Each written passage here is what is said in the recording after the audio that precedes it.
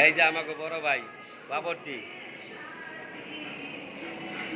ওই ঠিক মতো কাম কাজ করেন। এই দেখেন কি মোবাইলের যুগ বাইরে হয়েছে, মোবাইল ছাড়া কিছু বোঝে না। আর এই যে জামাই খাটে খাটে জীবন শেষ। এই হলো মুরগি বাজার বাবরচি। এই যে আমার আর এক বড় ভাই আছে ওস্তাদ, দেখেন না খুব সুন্দর মুরগি বাজারে। ওস্তাদের মুরগিটা বাতা সুন্দর হয়।